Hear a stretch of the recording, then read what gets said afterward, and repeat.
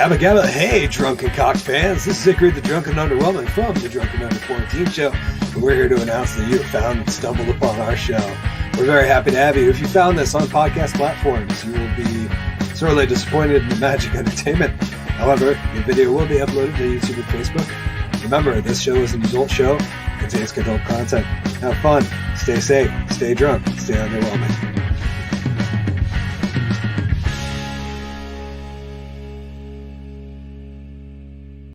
Good evening, ladies and gentlemen. Welcome back. We're back on episode 7 of the Drunken Under Quarantine Show. So far, it's just GW and I. We're waiting on Dicky B to be here. Collen should be here shortly. We got a lot to get through. Let's get into it.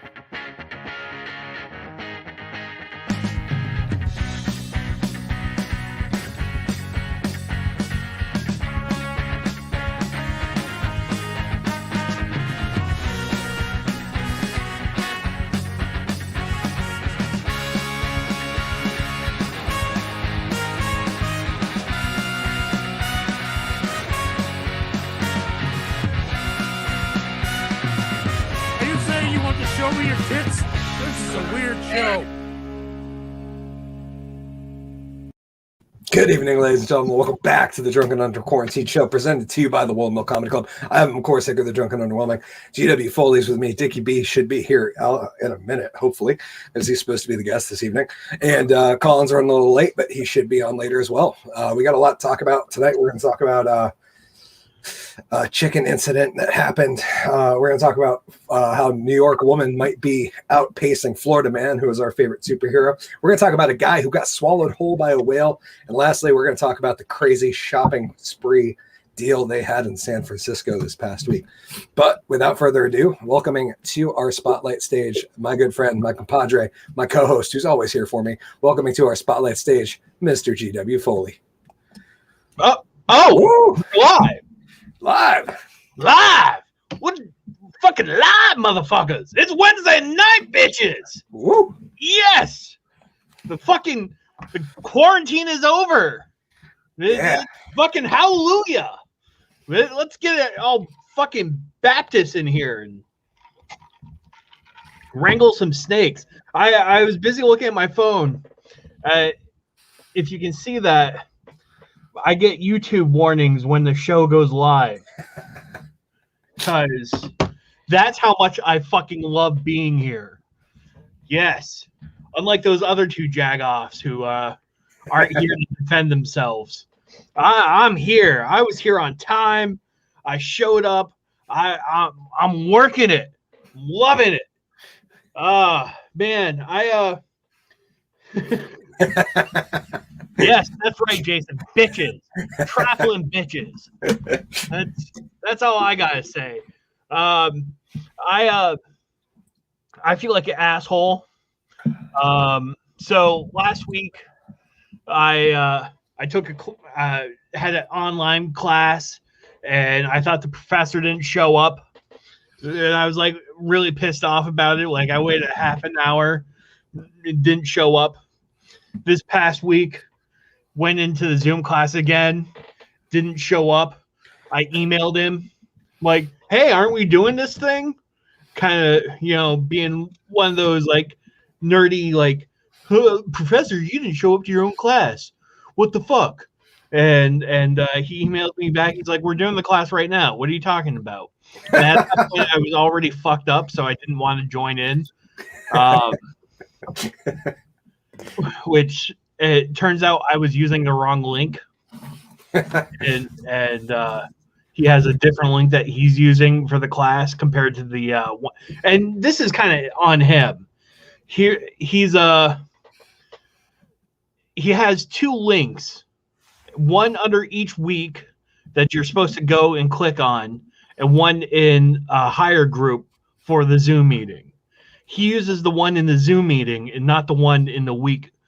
Like how the fuck do you be so disorganized that you just don't fucking pay attention to this? Like, it doesn't carry over. You have to actually post it in both spots. Pisses me right the fuck off. let's see what else. We had a great show Saturday night. It was wonderful. I tried friending the burlesque dancer that was on there. She hasn't responded to my post yet. Maybe she doesn't realize it's me, or maybe she does realize it's me and goes, "Oh no, not." That's like whenever I try to respond or like reach out for Facebook requests, like I always feel like, am I worthy enough of this person's time to actually, be their Facebook friend? Because I know if I see you in person, I'm just gonna totally ignore you. Like everyone thinks I'm like this really happy, outgoing guy because that's the energy I portray.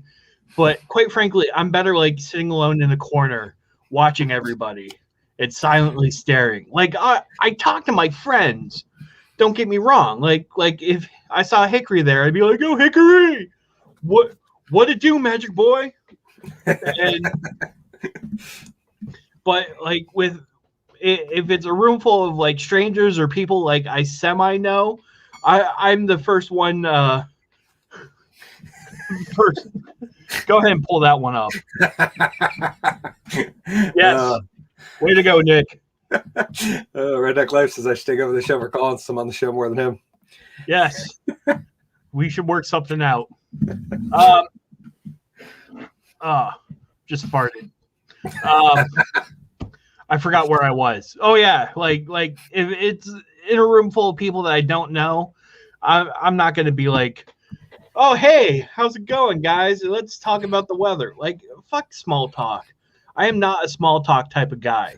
Like I'd rather talk about like actual things. Like I want to know how you are doing. Like are you having a mental problem right now?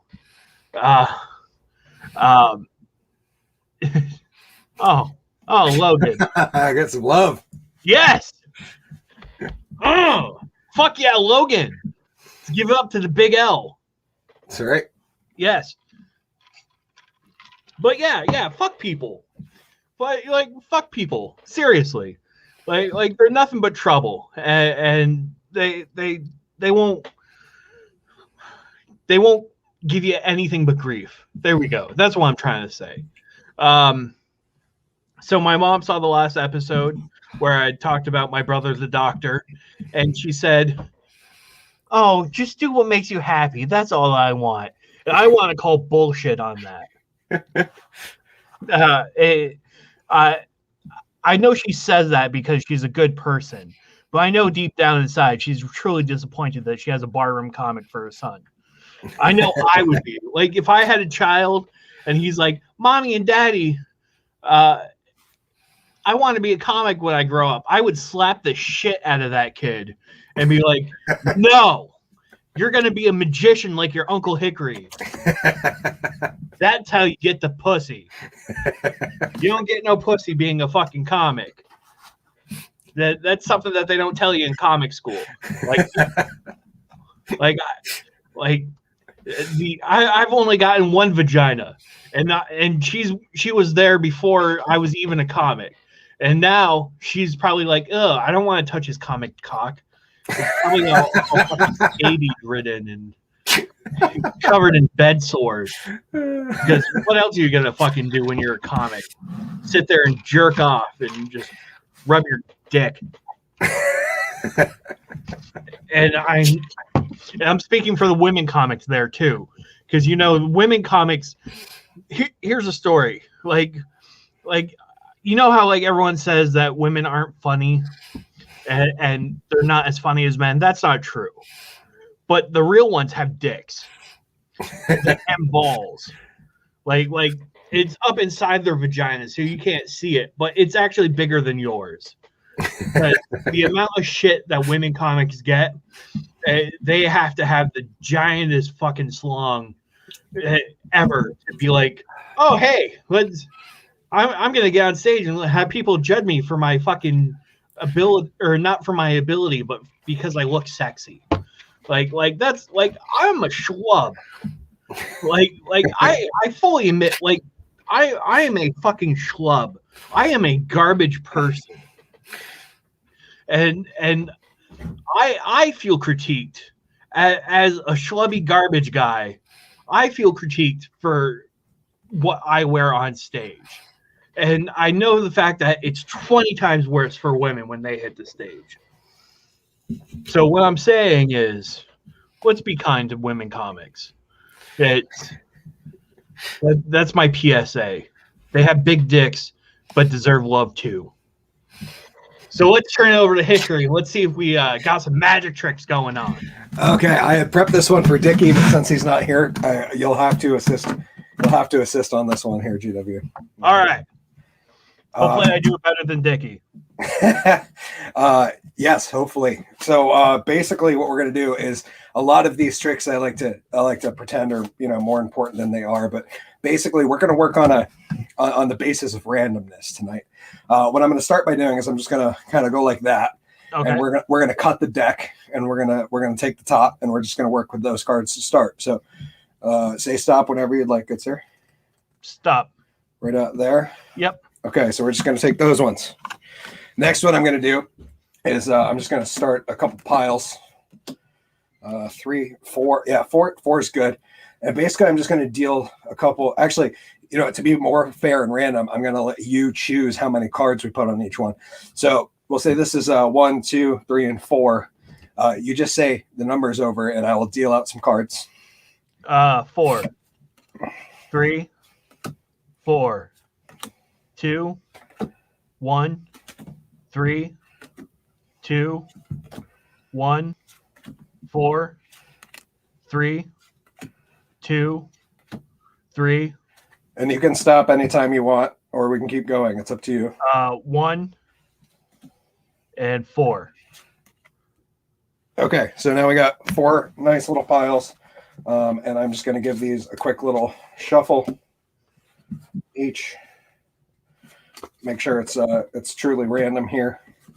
And now I'm actually going to offer you the opportunity to take away a couple cards if you'd like. Okay. So if you want to remove any cards from any of the piles, just let me know how many and which pile. 2 from number 4. Okay, we're going to take away 2 from there. Okay. And 1 from number 2. And 3 from 1. 3 from 1. Okay. Any else? We feel comfy there? We're good. Okay. So in pile 1, we've got 2 cards. Pile 3, there's 4 cards. Pile 4, there's 5 cards, so it doesn't seem like there's any and that was pile 3. Pile 4 has 3 cards. So completely random. We picked a random spot in the deck. We put random cards down. We shuffled them. You put a random number of cards down, took a random number of cards away. But truth be told, nothing in this world is truly random. And when we choose to do stuff random, sometimes that's where the real magic happens. Holy shit. So thank you, good sir. Holy dude. Hey, you did the magic. I was just controlling stuff because I couldn't let you do it yourself through the screen. Unfortunately, we got to work on that robot arm thing, and then I can actually let my spectators pick and shuffle and stuff. That'll be fun. That was fucking crazy, man. The future's looking bright. So yeah, hopefully Collen and Dicky are going to be rolling in here soon. But since they're not, and they haven't commented in, let's do. Oh yeah, it's time for that jumpy part.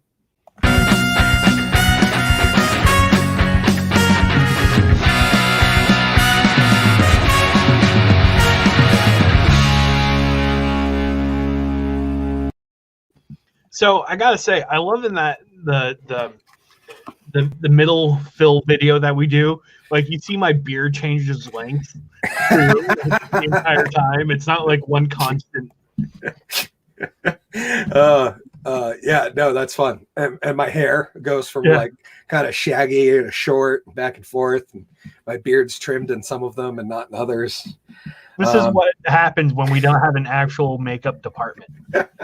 Yeah, so if you do makeup and want to work for free, write us at hickorytdu@gmail. And if you have complaints, Reggie B will take those. Or you can send them straight to Jason. Jason would be great. Jason actually comments in. He says, I want to be on the show. Jason, we should arrange that at some point. We should definitely have Nick on too. That would be really fun. Nick said, wouldn't miss it. Because earlier he said, Nick said, I should take over for Collen since I'm on the show more than him. He said, I wouldn't miss it. Definitely makes my week. Thank you, Nick. We really appreciate it, man. Hickory has a video I sent him for you, GW. Ooh. Was that recently, Nick? Please tell me it's porn. I was going to say, I don't think I have anything in my inbox. I'll check though. Logan said, fuck small talk. I feel that. Nick says, yeah, buddy. So the first topic we were going to move into was to be, how you been, Dicky? Are you excited to start performing again? So I figured we'd take this segment real quick, talk about, the ad. The ad. Oh, which one, Nick? Here, I'm going to need a refresher real quick. I'm sorry. So we had a great show Saturday at the Comedy Club. It was great.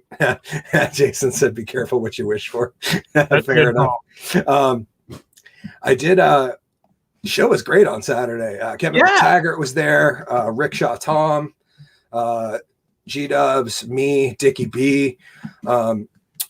Evening Out was the burlesque performer's name. Yes. Right? Yeah. She was great. She did 3 sets. So it was Collen hosted. Then he went up in between, did a little bit, and then it was 2 comics and burlesque, 2 comics, burlesque, comic, magic, burlesque. It was a wonderful show. I did almost entirely new material, and it was really fun. And, it was quite magical. Yeah, my 15th favorite, Jared Hall, was there, which is always great. And I finally got to meet DJ Dave, who is the nice gentleman who wrote that article about us in the Mountain Times. G-Dubs, any what'd you think? You had a good time? I had a great time. The thing that pissed me off was so I brought a camera there to record my set, and I expected to have my set recorded, and I was really looking forward to it. I had a great set, and then went to review the footage, and I had no sound. It was just me just. Oh, okay. Yep. Yeah, exactly like that. Which okay, I got the Nick link. Should we put it on the show? Yeah, it's pretty good. I think it's 15 seconds. I don't think we'll get hit for a copyright thing.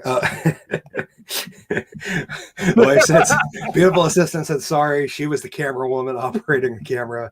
It wasn't her fault. I don't blame her. I blame my camera. Jason said it's on like Donkey Kong.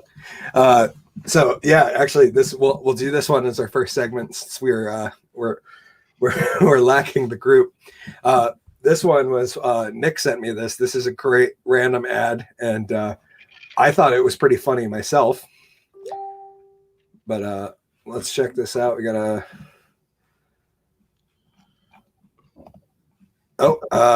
Dicky B just messaged us and said, how do I get on? So Dicky B, you just got to click the link, man. Crap. Okay. Anyways, you ready? Yeah. If there's pain when you try to poo, when going sometimes feels like you push through a pineapple or 2. You pushed through a pineapple or 2 for the win. Thank you for sending this in. This is the brand you need to soften stools. We're all agreed. Number 2 should be easy to do. Trust Colace to soften stools with no stimulants for comfortable relief. If there's pain when you dude, it's so random and I love it. Like that is the proper use of a fucking ukulele. Yes, and the proper use of a pineapple in an ad. Yes. I have had a long-standing feud with ukuleles, especially comics who play the ukulele. Oh, okay. That's fair. It's just like, I get it. You can play a fucking ukulele. It's not that hard. Tiny Tim did it. Like, fucking tiptoe through the tulips. I get it. Like anything that you possibly can do has already been done in your life. That's how I feel about it. But that was a good use of a ukulele. Hey, man. I agree. Why is okay. I was going to say, I'm trying to send Dicky B a message here, but my Facebook Messenger is being weird. Just click the StreamYard link, Dicky. Just click the link, Dicky. Yeah, man. God damn it, Dicky. Maybe we'll This is the weirdest show ever. Yeah, we'll get into a normal topic here in a second. I apologize, guys. There we go. I sent it to him again. We'll see if that works. Certain comics know what I bring to the table. And Nick said it's an actual commercial. Yeah, it's pretty amazing. Yes. Beautiful assistance. That's already promising. Yeah, any commercial talking about pushing through a pineapple was pretty good. Logan says, wow, that was cool as fuck, Hickory. That's crazy random shit. I love it. Yeah, these are the things that people that follow the show, you can send in things too, and we may or may not put them up. But that was fun. Okay, everyone needs a Logan in their life. Amen. Fucking positive, and just let's talk about our audience for a moment. I agree. Yeah, thank you, Logan. Thank you for being here, brother. He's a great dude. I really enjoy him. Yeah. And sorry, I was thinking you were a 10-year-old kid. No, that was Luke. He's actually a coworker's son who has a what's he got? He has a Minecraft YouTube channel, and yeah, I felt bad because I might have gotten him. Don't be a Dave, Dicky. I felt bad because I didn't really care that he clicked on the show, but at the same time, I had to let his dad know. So that's why we haven't seen him. Dicky said I can't get on. I messaged back, why not?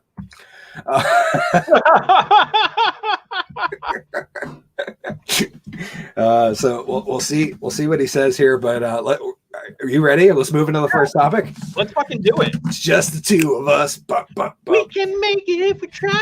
Just the two of us. Okay, we're gonna move right into the first topic. How the drunk is this news? When chicken prices flying high, one restaurant tries to find a suitable replacement. This was an article. Luckily, to pre-warn you, this was not America, but a restaurant snafu. Customer gets deep fried towel with their chicken dinner. And this right here is a lovely photo of a perfectly battered piece of Sandy towel that appears blue. It appears like it came straight out of a sanitizer bucket, got wrung out, breaded, and right into the fryer. Oh, we got a Collen. Oh, Mr. hey! Doyle, welcome to the show, sir. Good evening, gentlemen. It's good to see you, my friend. Good to see you. Sorry I'm late. I got caught up in some unforeseen. Whoa, we got a Dicky B too. Holy shit. Fuck me. Whoa. I mean, well, I suppose you can, and I deserve it, but It's all right, brother. We still love you. oh my God, what did I miss? So not really. We did our little segments. You missed some magic. That was fun. And we talked about our audience for a little while because they've been super fun and commenting in. And we were just about to get into our first topic. So I think you're on perfect timing. Sweet. Holy shit. I'm in a barn. That's perfect. You guys hang on. And let me just look. Check this. Oh, it's beautiful. Oh, wow. Is that dinner? He's a sexy boy. Not yet. Don't tell him that, though. I won't. What's crazy is people don't realize Dicky's actually filming from Brooklyn right now. Yeah, this is a new studio I rent. Jason commented and said, question for GW, when are you going to defend your long reign as Comedy Thunderdome champion? When the show gets booked again. It's now that things are opening up. Hopefully shows will start going back to the marquee again, where I can defend my 16-month championship. Amen. So the longest reigning Thunderdome champion. Well, I hope I come to beat you.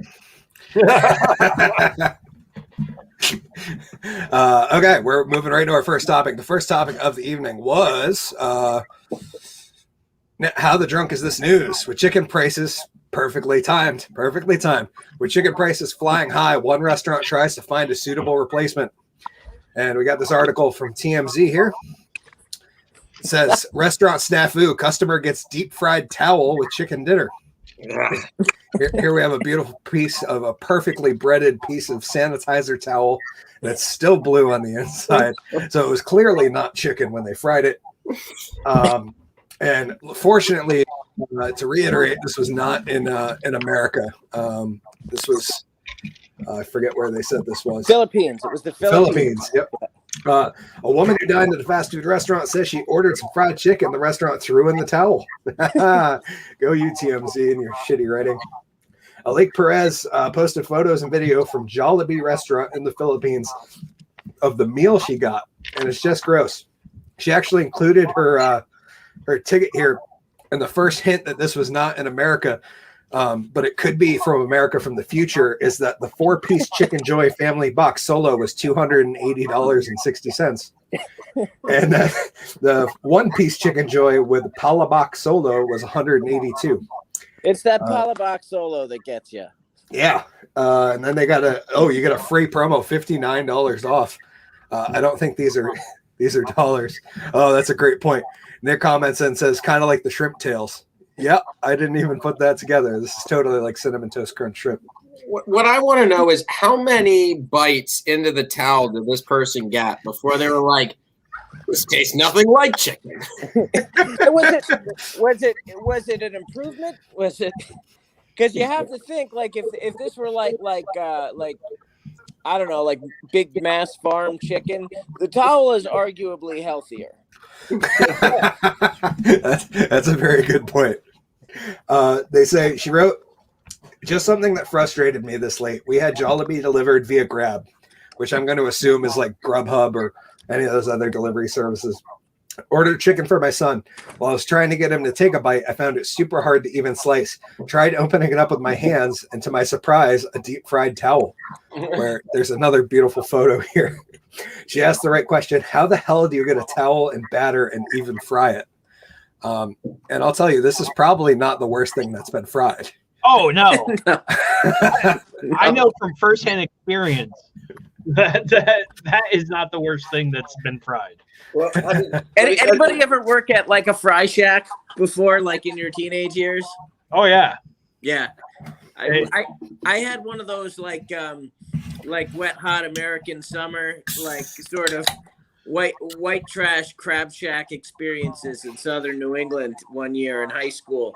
And the owner's son-in-law he used to freebase in his car in a parking lot, and then he would come in and work. And one time he got his hands on some ketamine. And so he was doing like the slow motion zombie ballet, you know, in the kitchen. So there's a pretty good chance we've served fried crack. Jason said someone must have been so fucked to do that. Yeah, I can't imagine that this person was sober when they did this. Well, and I have a point of contention with you, Hickory. You said that was Sandy served, that because the towel was blue. That's just my thought. I don't know. I don't think so, because it's the Philippines. Oh. And I'm not saying that it's a third world country, but I think that their sanitary processing is a lot less, even though it's a corporate company. So that could just be like some dirty rag that they found. Well, I love the idea of someone coming in and going, this isn't Chicken Joy. This is a rag. Like, no, this is a Dawn soap dish towel. Yeah. You thought I didn't know the difference? Well, I do. And obviously, Jollibee put out a thing where they, concerns over the customer complaint, blah, blah, blah, which must suck for them because this place, while we don't have many in the U.S., they say that there are only 58 restaurants in the U.S. Jollibee has 1,150 locations in the Philippines. And they're also a big deal over in Europe, where I assume this news article spread like wildfire.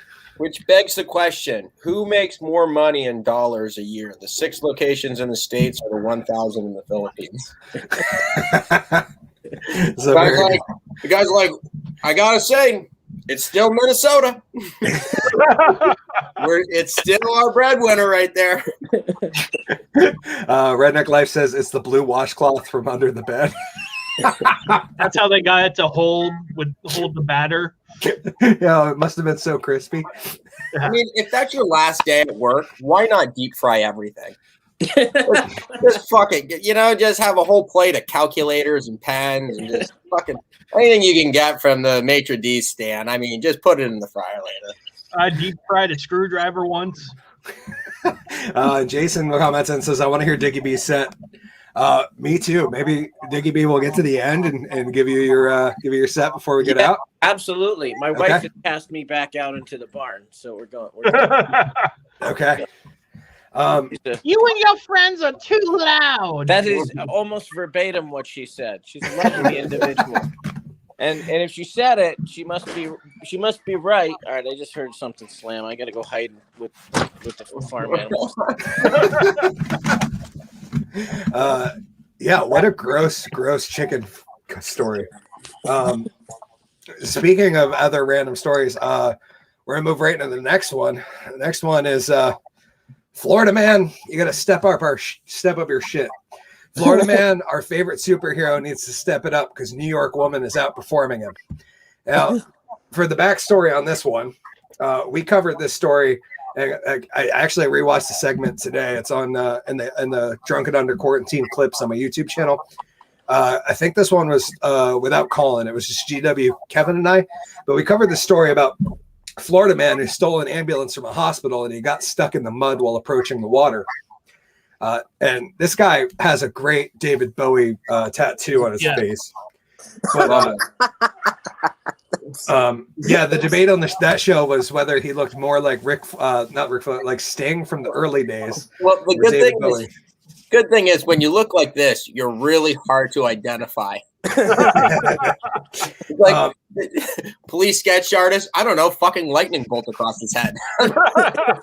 So yeah, this story was from April 4th, and we covered that one. But there's a new story from this week, which is great. This one. Stolen ambulance crashes into bay after lengthy police chase. See, with the last stolen ambulance, he got stuck in the mud.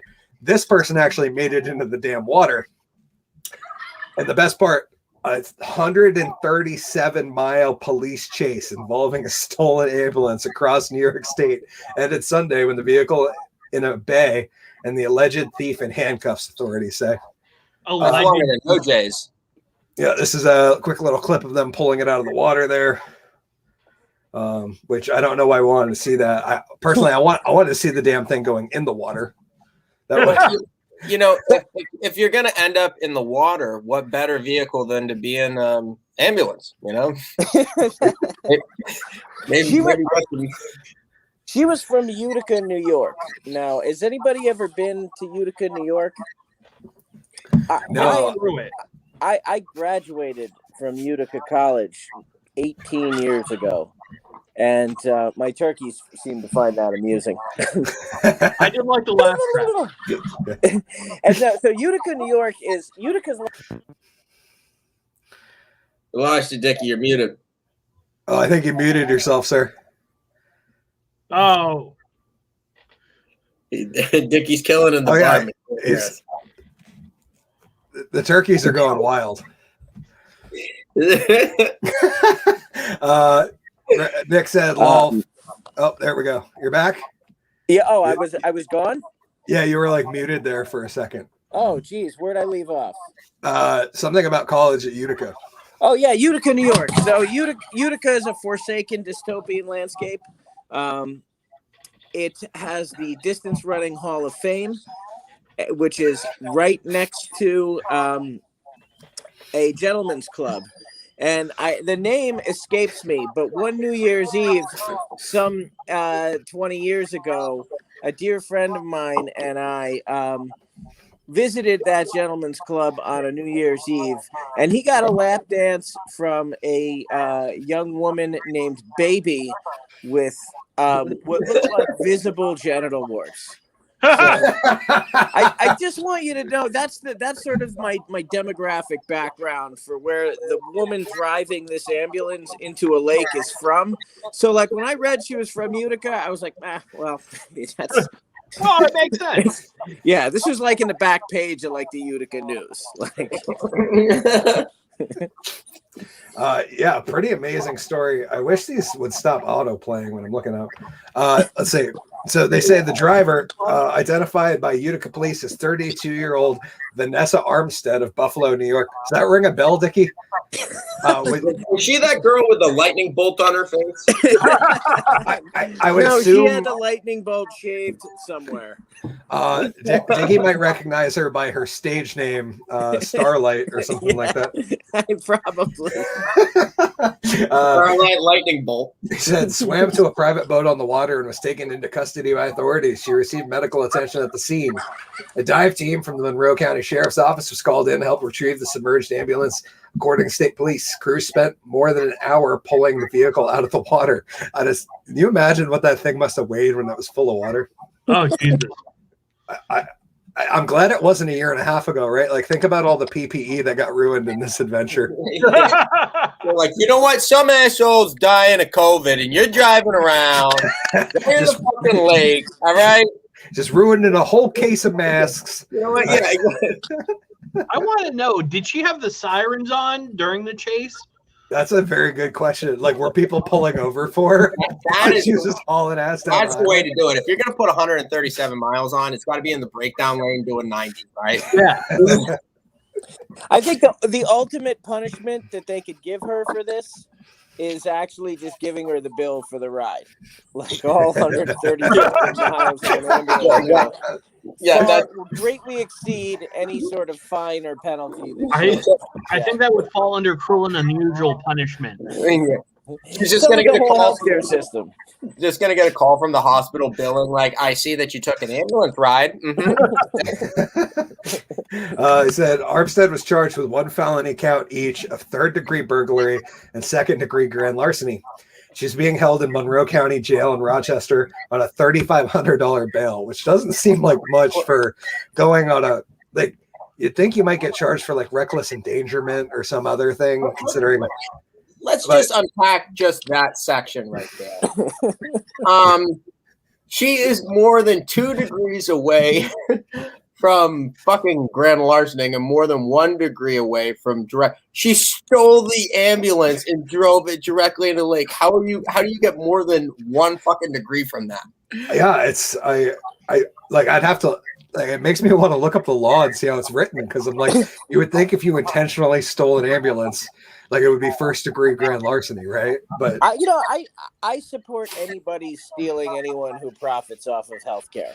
And there's a whole other story that we're going to talk about today that gets to that. But yeah, I mean that's some Robin Hood shit. I mean, granted, somebody probably had to wait an hour while they were having a heart attack to find an ambulance. And you know, the good news, the silver lining of that is that statistically they were probably an asshole. So fuck them. Yeah, the investigation is ongoing and further charges may be filed. Okay, so that's good. What could possibly be left to investigate, by the way? We're going to get to the bottom of this. All right, we're going to find out what happened. I rest you, mark my words.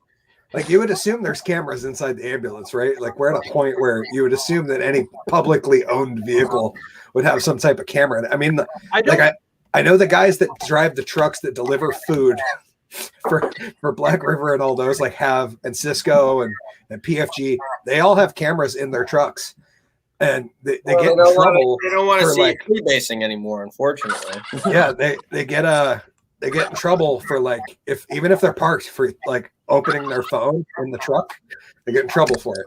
Like, you're not allowed to, like, that way they can check, they make sure they actually take their 30-minute break time for lunch and all that. But yeah, you would think that there would be. I'm a little confused as the choice of the parking spot, right? You steal the ambulance, and then you're thinking, where am I going to park this? I know. Off this ramp, like this is some Starsky and Hush shit. Yeah, right there. We're gonna park it. It looks like they launched it off a pier. This guy at the end looks like he could be holding a fucking fishing rod or whatever. He's just like, yep, that ambulance is definitely in the water. I caught one, this big one. Yeah. There's the video of those guys looking for it underwater there. Oh, there it is. There's the car that was. It's over here, Phil. Yeah, I found it, Phil. It's Well, right the at video- the fucking pier. In the video, they say for about 100 miles, but the article says 137. I'm like, no, that's like almost 150. Oh, the beautiful assistant comments in says, "I love all the farm sounds, Dicky." Well, the wife beast went outside, and so I was able to slither back indoors. I don't anticipate being able to last that long here. I might have to make my way down to like the basement. They be changing sets all the time. That's great. Yeah, my sleeping chambers. Or vicariously getting the tour of the whole property. Yeah. GPS. Nick said GPS said it was in a route. He also said better than a hearse. Yeah. I guess that's fair. There's probably a special place in hell for people who steal hearses. Now you tell me. I don't know. I don't think I'm one to talk about what lands you in hell by any means. I'm pretty sure magic is blasphemy as far as I know. Well, only Jesus is allowed to do that. If my wife ever leaves me, I have a friend who's an undertaker, and I wonder if when my life. Wait, like the Undertaker? Oh no, he's not the Undertaker. Oh, okay. I An got excited. Undertaker. Like we got to have him on the show then. But Mark Calloway. But he, if I ever like go on a first date again, I'm gonna do it in a hearse for sure. That'd be awesome. Yeah, absolutely. You would win my heart over. I'd be like, you got a sick ride and we got a place to bang already. This is game on. Why isn't there a show called like Pimp My Hearse? Seriously, if I ever won like the Powerball lottery, I would buy an old antique hearse and pimp the shit out of it. Yep. As you should, yeah. Yeah. It's It will skull for the front of it for a hood scoop. That'd be dope. Yeah, I would absolutely. I've always wanted one myself. There's a guy in Woodstock who drives one, and you'll see it every once in a while. But it's not like I want like a purple lights kit underneath it, you know. So like when it's parked, it like glows purple underneath. Yeah. I got dreams for the hearse. I would turn it into the Gravedigger. Oh, that'd be great. Yeah. It's a big old monster truck tires for it. Nick says down by the river. Do you remember the Undertaker, the wrestler? How could I forget? Do you remember his Like he rolled his head to the eyes to the back of his fucking head. It was incredible. the manager, Paul Bearer? Mm-hmm. That guy. Okay, so I have another Utica story, right? I fast forward like after I graduated, I don't know, 2 years, and I have my first job out of college. I'm a rep for like millwork and cabinet manufacturers, and I do all sorts of training stuff and everything, and I hated it. I wanted to fucking kill myself, but this is one of the reasons why. I'm doing a convention in Utica, New York. I built like a local builders convention for one of the company I work for's customers, and the guy looks just like Paul Bearer. And Paul Bearer is if you took a synthesis of all like the police sketch artists like documenting what like a pedophile looks like Paul Bearer is most likely to seduce a child, and this guy looked just like Paul Bearer. So I'm hanging out with yeah, there you go. Yeah, that guy. Now imagine instead of an urn, he's holding like, you know, some kitchen door samples or something. So I'm hanging out with I'm hanging out with a pedophile the whole weekend, And I'm at this convention in Utica, New York. There's like fucking tumbleweeds blowing through. And then I shit you not, there was a guy, I think he sold vinyl windows or something. He wasn't just a Rod Stewart impersonator.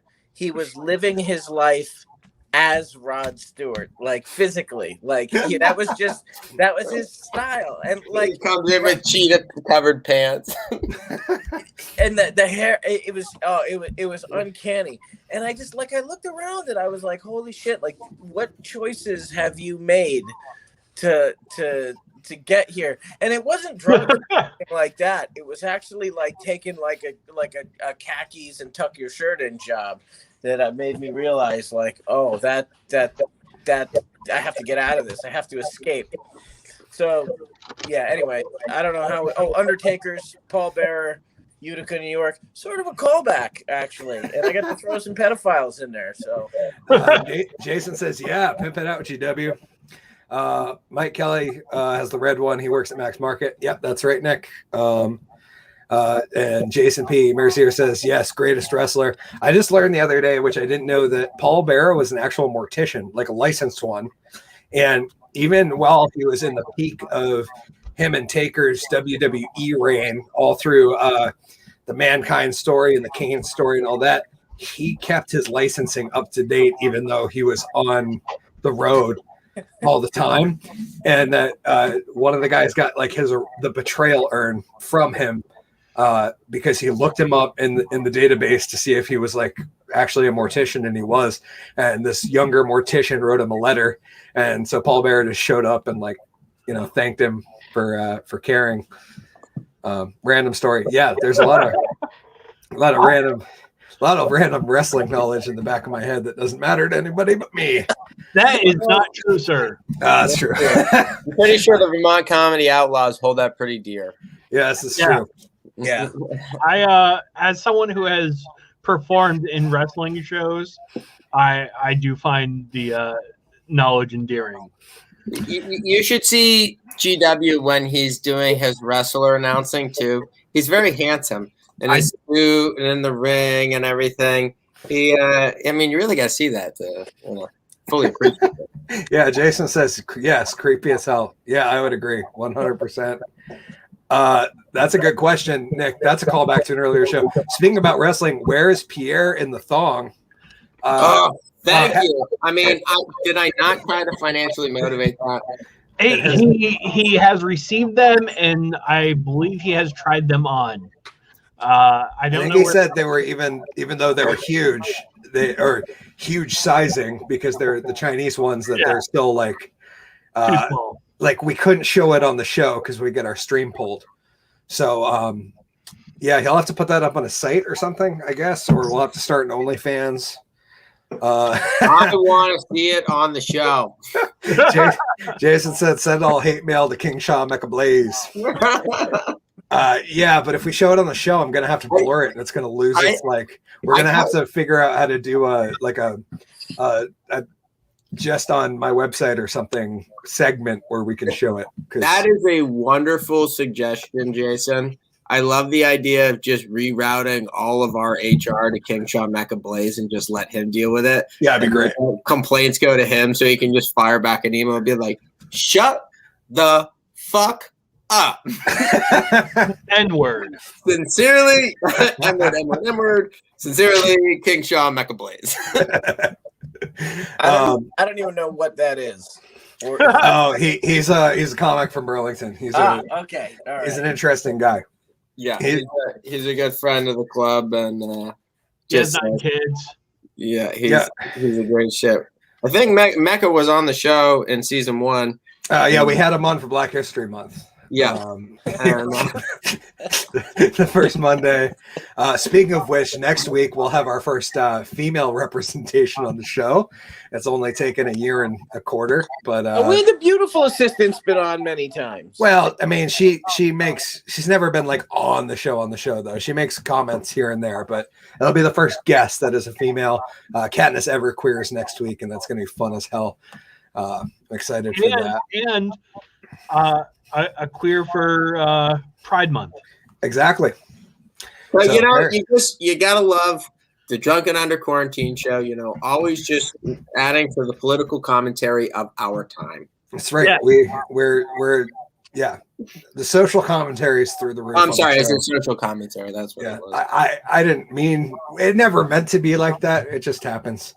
But we're gonna move right into the next one. And speaking of, I don't even have a good segue. I was really hoping you guys were gonna say something. I was gonna set it up, but a whale of a tale came to light this last week. Where you should have seen what this bitch swallowed. Yes, a humpback whale swallowed a Cape Cod fisherman. It's about goddamn time. I heard it was that he really hates that Gordon's fisherman guy. And he was looking to get revenge. I thought he was a diver. Oh yeah, he was. He was diving for lobstermen. He's the lobsterman. He was diving for lobsters. Can I just say the best thing about this article is that there's a skeptical ER doctor.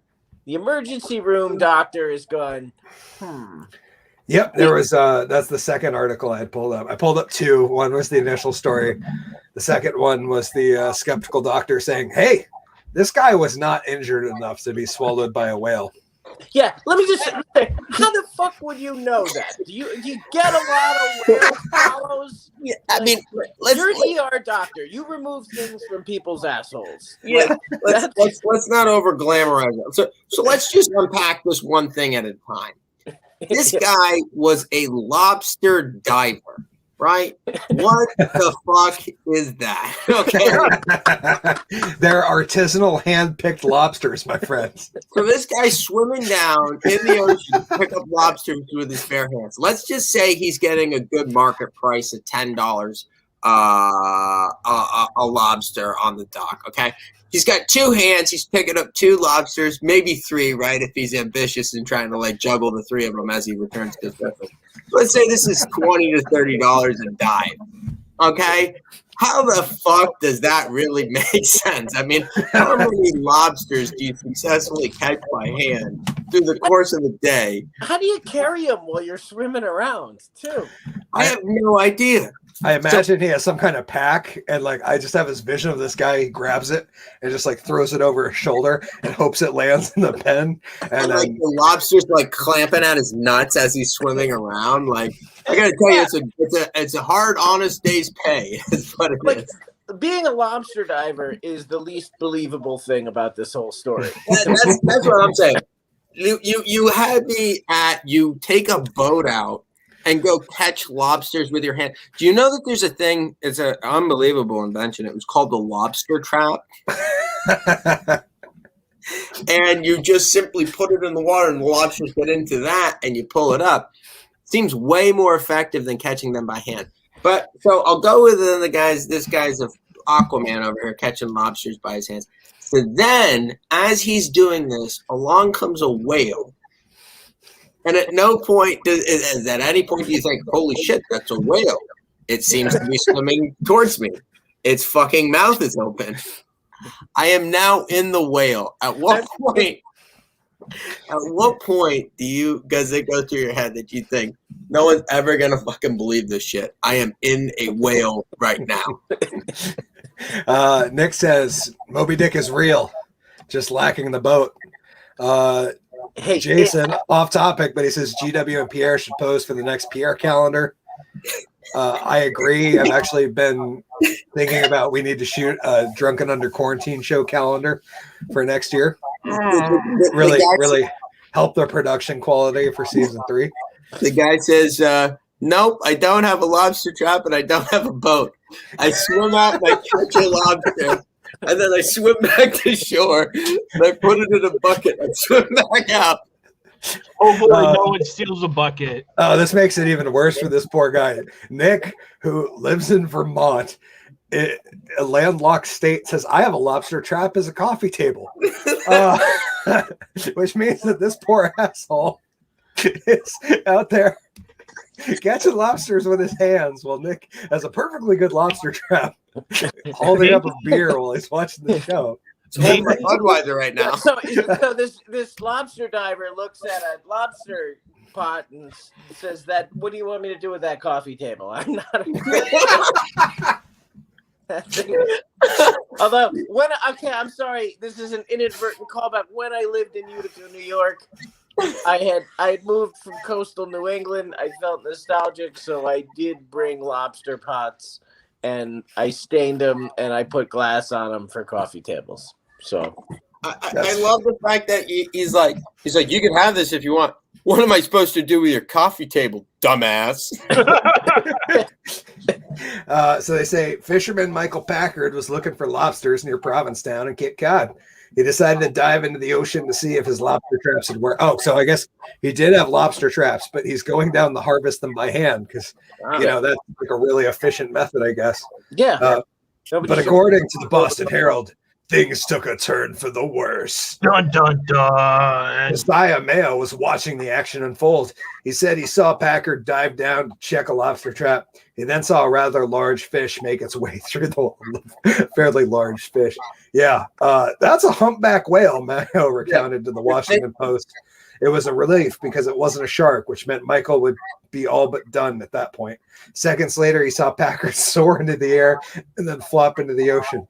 So not only did he get swallowed by a whale, this fucking whale spit him out and he flew through the air and then back into the water.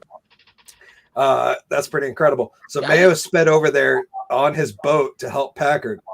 So the question is, why didn't these assholes team up and then they wouldn't have to dive for them?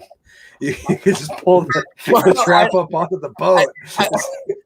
No, that's not how Packard does business. When you're out there, you need artisanal, fair trade, single source, organic, artisanal lobster. I mean, honestly, it's like Mother Nature being like, if you're dumb enough to try to go catch lobsters by hand, a whale is going to swallow you and spit you back out into the air. I just love the fact, too, that this guy is like, both of these guys are making a living off of the sea. And they're out there like, that's a really big fish. Looks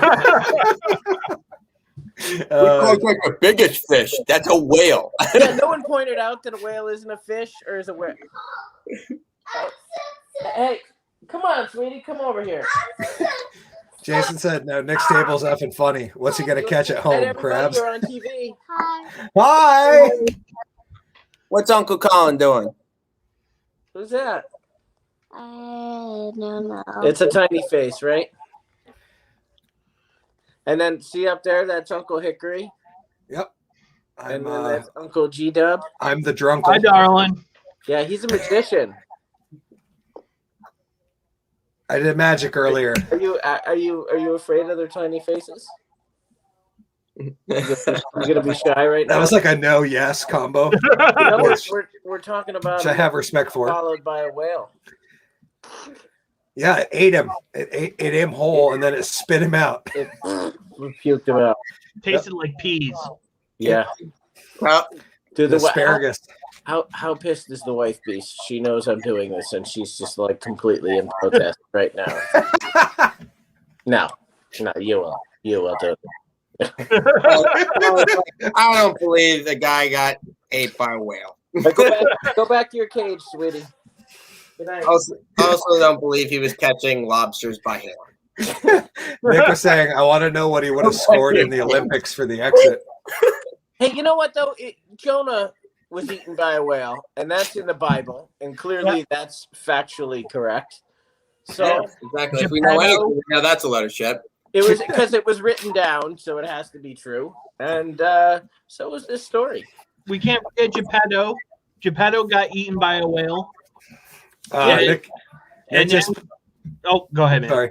Nick just plugged my Mug of Life, said go see Hickory at Farmer's Market for fresh lobster without the whale. Yes, that's true. And Jason said, be afraid of GW. Lol. Oh, just kidding. That hurt. Oh, brutal, Jason. Yeah, it's a good thing we love you. You would have been hurt. And I mean, you're already getting in trouble, so we can go a little over, right, Dicky? We're not. Okay, cool. Yeah, I mean, basically, I'm sleeping outside tonight with the goats. So, well, they're comfy. You got to get the Velcro gloves out. You'll be fine. Yeah. They follow you whole. Okay. Next up, we got our final subject of the evening. This weekend viral. Apparently, Walgreens in San Francisco is offering a flash drive-through sale.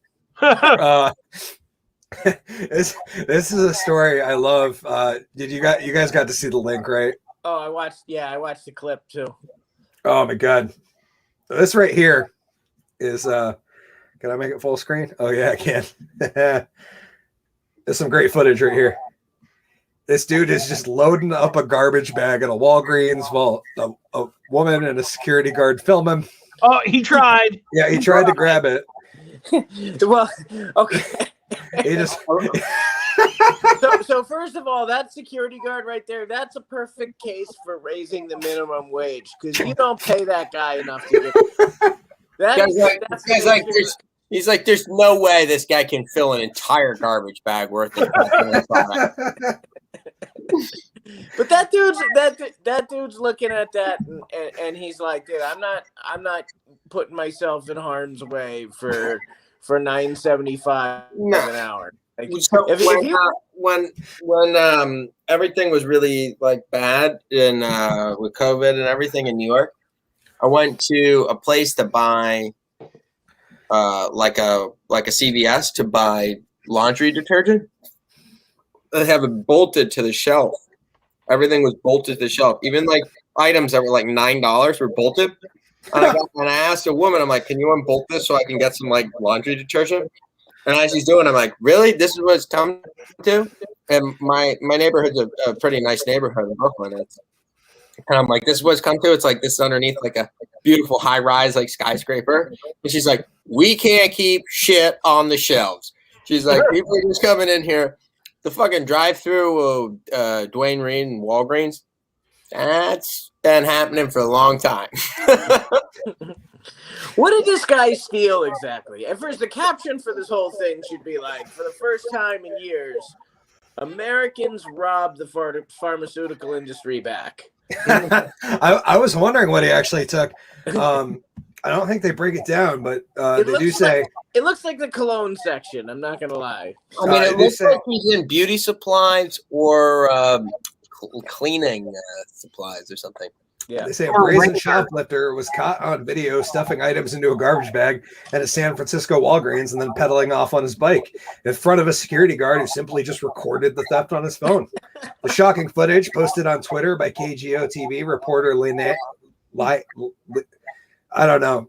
Some reporter shows the unidentified thief filling up stolen goods as two people. One apparently a security guard standing in the aisle with their phones up. The crook then hops onto his bike and pedals past the bearer, with the guard making a failed attempt to grab the bag before the man bikes to the automatic door and takes off. I'm going to call that a superficial attempt to grab the bag. Yeah, I love the fact that tried. This guy thought like he was filming and he didn't realize anyone was behind him filming. So like he comes in and he's just like, woo! Gotta tell you, that was rough. Son of a bitch got away just by the skin of his teeth. I gotta be honest. Did everything I could. It's like you were standing there Instagramming, trying to catch the perfect boomerang. Like, what the hell? This just happened at Walgreens on Go and Fell Streets in San Francisco. # no consequences. Melendez wrote in her post, which also tagged San Francisco DA. They're just making up names at this point. Chisa Budin. Yeah, that's what we're going with. I don't care. One online commentator noted that the entire heist was caught on video and will likely make it easier for cops to catch up the culprit. Security guard got it all on video. No store patron was injured in the process, he wrote. Win-win. The video will be circulated through the Bay Area law enforcement. The dude is screwed, which is what they say right now. But to be honest, San Francisco's got a law where the cops don't do anything unless it's like $950 or over. Yeah. Well, So there's a good chance that. So I mean, it depends how much fucking lotion this guy took. You know? That's right. Yeah. Well, it's San Francisco, so you know it's expensive. I was gonna say everything costs 3 times as much as it should, anyways, and that was before COVID. So, yeah, San Francisco. It's a good place if you want to watch where you walk because of both needles and poop. I hear. See, what you do is just stick the needles in the poop, so you don't have to look for one thing. Yeah. That's a great idea. That's called the Parisian. Nick commented and said, "I think Bernie just came out with a new pair of Velcro gloves, Dicky." I'm hoping that woman that did his mittens made those. That would be great. Redneck Life. It's because Tide Pods in the videos. You know the guy who was shoplift. His friends were like, "I bet you can't take a bike, a garbage, like Impractical Jokers." Like he had an earpiece in, going, "All right, grab the garbage bag and just take a bunch of shit. See what happens." This guy's like, I could go in there and take a whole garbage bag worth of shit on a bicycle, and no one's gonna say anything. Either that, or it was so brazen. Like the guy was like had like a '90s Angel Dust moment where he was all fucked up, and people were like, "Dude, you're invisible right now. You just go and take it. Like, they're not gonna see you. Walk your bike right down the aisle." I love the garbage bag too. It's like, because he went to aisle 3 and just ripped open a bag of Husky fucking industrial bags. Like he didn't even come in with a gym bag. He's just like, I'm going aisle 3 to the trash bags. Then I'm taking the trash bag to aisle 4, and I'm just taking lotion. All right, and hairspray. That's it. That guy needs to get sponsored by the garbage bag company, basically. Like, or the bike company. Like, look what you can do with our bike. Was it Glad? Was it Huffy? We don't know, but it held a lot of fucking cosmetics. We know that. You go fast enough, Huffy makes everything free. Jason said, "What's everyone drinking?" Rum and Coke. Let's see, a Red Barn Brewing out of Danville, Vermont, Misty Hopped Pale Ale. Ooh. And just so you know, Dicky is sponsored by them. And thank you so much, Red Barn Brewery. Yeah. You know, most people, after they hear my set, don't want to be associated with me. Oh. Me too. I have a lot in common. I was part of this improv comedy group in Bend, Oregon, and we got 10 Barrel Brewing Company to fork out a fuckload of money to help us film a pilot on this weekend of shows that we did. And the guy who paid the people to edit it got hustled, and it was actually like fucking. It was really poorly done, and we kind of got ripped off on the whole thing. But anyway, there was the point to that. Something about 10 Barrel not being too pleased with some of the content that was going on there. Hey, 10 Barrel, not everything's a home run, right? Sometimes you just hit the first base. Sometimes you strike out, right? What are you going to do? All right, what are you going to do? Sometimes I do a joke about turning out Sarah Palin behind a dumpster in a Planned Parenthood parking lot. You know, if you don't want to be affiliated with that, you should probably, watch a set before you sign the check. Jason says Dicky wins. So before we announce a winner, Collen, what are you drinking, my friend? I've got just a seltzer over here. Yeah, me too. But it's a PBR 8% stronger seltzer, which if you were, I just found these today. I was pretty excited. It's probably the best 8% seltzer I've had so far. And if you want to see more of the Drunken Underwhelming doing very poor reviews on, I am doing the Summer of Seltzer right now on my channel every Thursday. Thursday. There's tomorrow. Yep. I think tomorrow's is the first Mike's Hard Lemonade seltzer review I did, which I think I did live from a pool with no shirt on, but I'm still wearing the vest and the tie. Standing in a pool, drinking Mike's Hard Lemonade seltzer, because that is the content you find folks deserve when you stop over at the Drunken Underwhelming. We're not Facebook, worthy. YouTube. We're not worthy. Oh, that's phenomenal, Dicky. This is my daughter's, but I'm going to rock it in her name. Yeah, Dicky wins. I agree. Jason, I got to be honest. I normally only drink doubles, but I was like, I got to do some reviews that are a little more like mainstream this summer and not just a bunch like things that only New England people care about. So I'm going to drink a bunch of shitty seltzer. And I'm gonna stick with the Old Faithful. So far, I'm happy with this one. It's one of the best. As far as seltzer goes. So you will notice at the Woolen Mill Comedy Club, I can be seen handing out random White Claws that I stock up. That is, after 20 years of doing stand-up comedy, I have realized that I enjoy performing much more when everyone is fucking wasted. And so I just like handing out. I like to get everybody hand out at least like 3 rounds of White Claws and like time it perfectly right before their blood sugar tanks. Nick said natural ice here. I do plan on doing the Aloha Beaches and the Catalina Lime Mixer flavors of those, the seltzers from natural ice. And then Jason said that's creepy Hickory. And I'm surprised that you didn't just take that for granted. I love the idea of Dicky just handing out fucking seltzers at the club. It's like, oh, how are you? I'm the fucking White Claw Fairy Unicorn. My daughter, I'm gonna bring my daughter and have her pedal White Claws at the club. Jason says, "Fuck White Club." White Club. White Claw. But then he said club was the fix to it. Fuck Jason's the white, fucked up.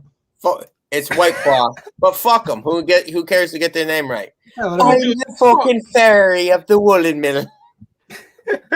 I actually the past 2 shows that we did, Dicky, I have felt bad with you passing out White Claws. Like I felt like I should have given you money. I'm not going to. No. GW's like, and by the way, I drank most of the White Claws myself. They're delicious and very refreshing. Oh, no worries. It's fun. But we are getting towards the end of the show, which means normally, Dicky, our part of the New Day. Dicky is a part of the New Day. Oh, the wrestling group. Oh, okay. Nick says too many White Claws, Jason. I like it. I like when the audience turns on themselves. Yeah, they're going back and forth. That's awesome. You guys are great. I really love you. This is the part where we would normally wrap the show and do our little plugs, but since Jason requested, we're going to welcome to our spotlight stage a man that we thoroughly enjoy is here. And please welcome to our spotlight stage, Mr. Dicky B. Yes. Oh, this is awesome. That's like the best, easiest way to headline a show is just to show up 20 minutes late. I found. Let's see. What can we tell you guys about today? So my daughter caught her first fish yesterday. Oh. Yeah. She caught a little perch or something. I don't know what it was. I don't not like much of a good fisher guy. I just put the worms on the hooks for her and pretend I know what I'm doing. But call it a tiny whale. Yeah. With the whole family proceeded to be swallowed by the 4-inch perch. Crawfish diving. But my daughter, you saw her before. She's pretty cool. Her new thing is like superheroes. Like she wants superpowers. Like she wants to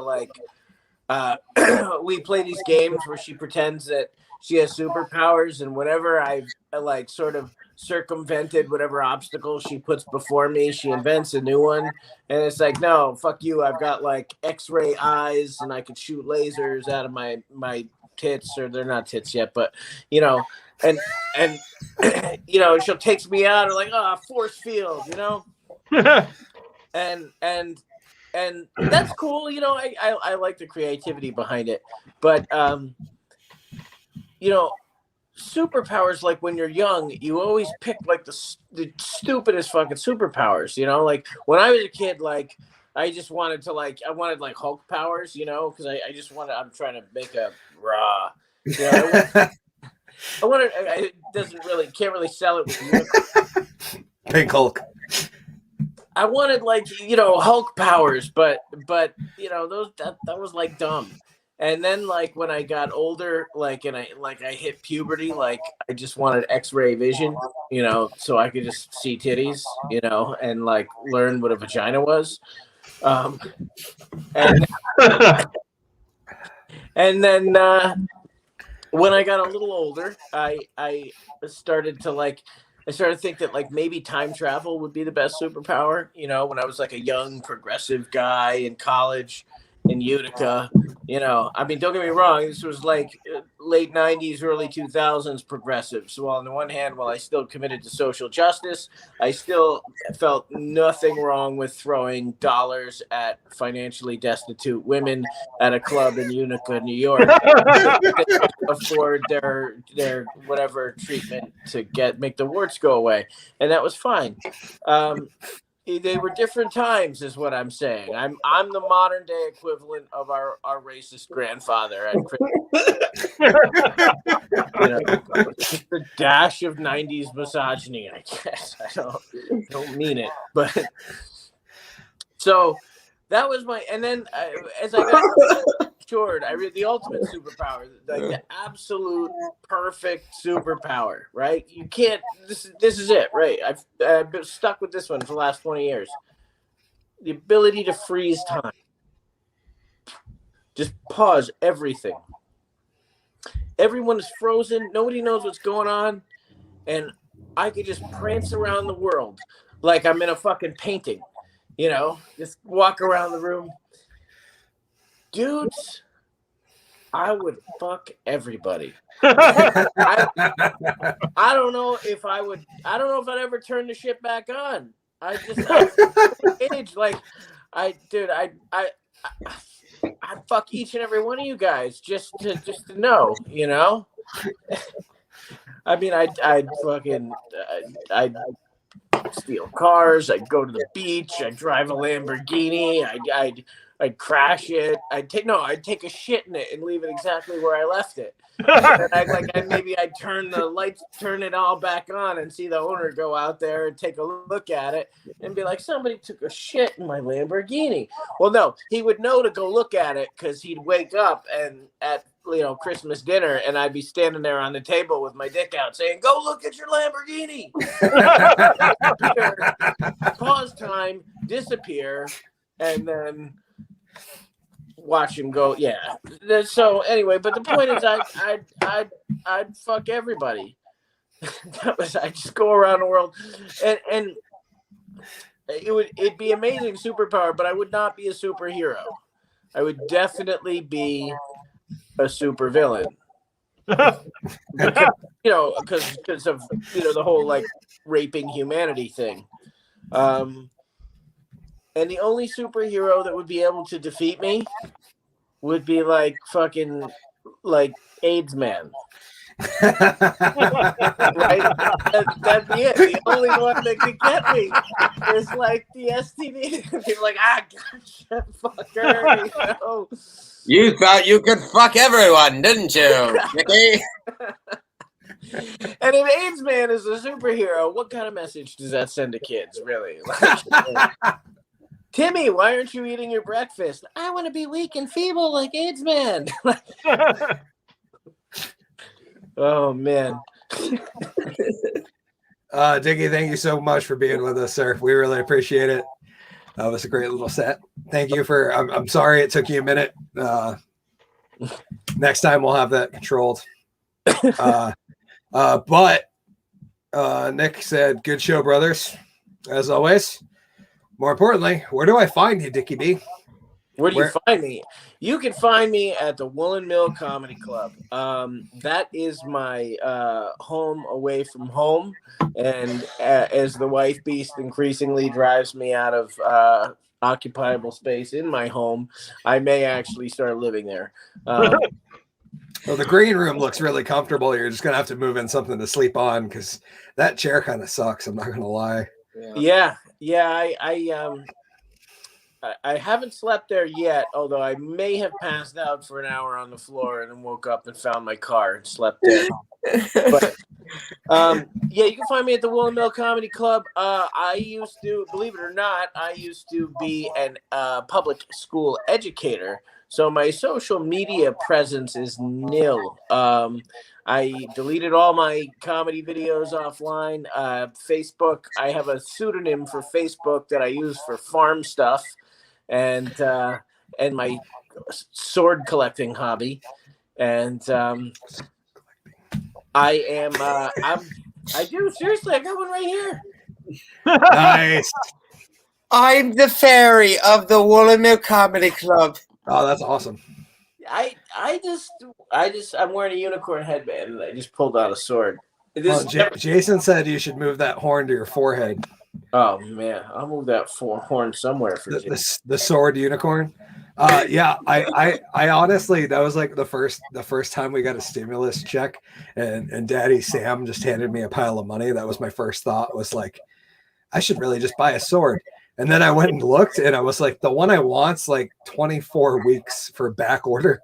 They went from like 6 to 8 weeks to make it for you to like 24 to 30. I was like, I can't justify the $500 investment if it's going to take me over half a year to get it. Yeah, I hear you. That's a great look for you, though. Yeah, I'm going to make up with my wife in a little bit. Nick says, I was expecting you to see at a closeted clinic getting tested.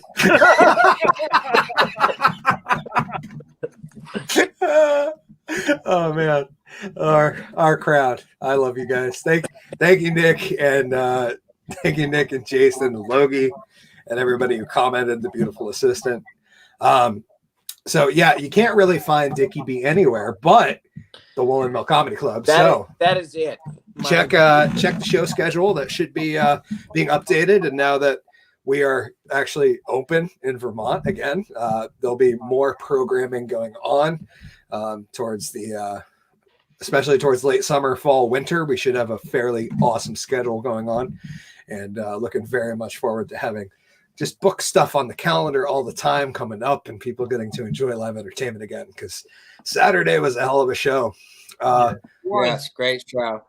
Phenomenal. So yeah, thanks everybody on that show. Collen, plugs? No, thank you all for coming out Saturday night. It was an awesome show. Congratulations to everyone in Vermont for getting to 100% occupancy for entertainment venues. We ended up arriving at that 2 weeks ahead of schedule, which was really great. And so we're rolling out July, August, and September programming soon. So everybody stand by this next 2 weeks, and we'll be rolling out our programming. Nice. You can follow Collen at Collen D and at Woolen Mill Comedy Club on both Facebook and the Grams. G-Dubs? Foley Kills a Podcast on YouTube. Look it up. It's a good show. Other than that, follow me on Twitter, Instagram at Foley Kills, or find me on Facebook and become my friend. Yeah. Let's see. Nick said, love you guys. Thank you, Nick. We love you too, brother. It's always good to see you. He also said, so that's on the second floor. Is that less than third floor Ian? I'm not familiar with third floor Ian. Is that a thing? Third floor, is that a person? I don't know. But yes, it is on the second floor. I don't know no third floor Ian. That's a criminal. The Woolen Mill Comedy Club is the only comedy club in a maze above a pizza place. That's accessible by snowmobile. Yes, the only one reachable by snowmobile. Kayak. And the only comedy club in Vermont that's never claimed to be the only comedy club in Vermont, which is what I hold dear. It's also the only comedy club in Vermont you'll ever get to see. Hickory, the Drunk and Underwhelming. I mean, don't get me wrong. I love the marquee, but it's not a comedy club. It's a great place to perform. Jason said good show, and Nick said that's the second floor, only less than third floor lingerie. I'm so confused. Anyway, third floor's menswear. Oh yeah, third floor is lingerie. Yeah, you got to get up there. It's there's some good deals to be had on that third floor. That's what I hear. I don't know. I haven't been up there in a while. Come down for a show at the Woolen Mill. We'll hook you up with some lingerie. We'll get you a show. Yeah, you can go upstairs, buy your lingerie, go get some pizza downstairs, and maybe drop off your mail in the drop box. It's called shopping, dining, and entertainment, baby. And take care of all your USPS mail needs. It's kind of a one-stop shop. Apply for a US passport if you want. Why don't we do this? Why don't we say that for 2021? We're still in 2021, right? Yep. Okay. Unfortunately. Yeah. So if we fill the house at the Woolen Mill, I will do a burlesque act. Okay, we're gonna do it. Jason said better than Vermont Comedy Club. Yes. He said, Play "Are you nice being in the sandbox? are you being served?" I think he meant, "Are you being serious?" And Jason, it doesn't matter if Dicky B is serious because GW and I are both bigger than him, and we'll hold him to it. Yeah. Anyways, that's all we got for this episode. Thank you guys for joining us for episode 7 of the Drunken Under Quarantine Show season 2. Next week we'll be back with episode 8. We got Katniss Everqueer on, and that's going to be fun. She's delicious. She's so great, man. I'm so excited to see what she does on the show, and just hoping we don't get pulled for it. But either way, it's gonna be fucking awesome. And she's a little ball of fire that is adorable, funny, sexy, and just smart as hell. So I'm very, very excited to have you on, Katniss. It's going to be a really interesting episode next week. That's all I got. Please follow GW Foley at Foley Kills. Please follow Dicky B. Just come see him at the comedy club. Give him a little pat on the ass and, hand him some couple dollars for some White Claw that he's probably going to end up repaying you in White Claw. And of course, follow Collen D at Collen D and Woolen Comedy Club. I am, of course, Hickory, the Drunken Underwhelming. This has been the Drunken Under Quarantine Show, season 2, episode 7, brought to you by the Woolen Comedy Club. And just imploring you all. I was about to say safe, and stay safe, and he pulled out a fucking sword. Reminding you all to stay safe, stay drunk, stay underwhelming. Most importantly, in these trying times, stay fucking sane. And credits. And so I didn't get a chance to take my pants off.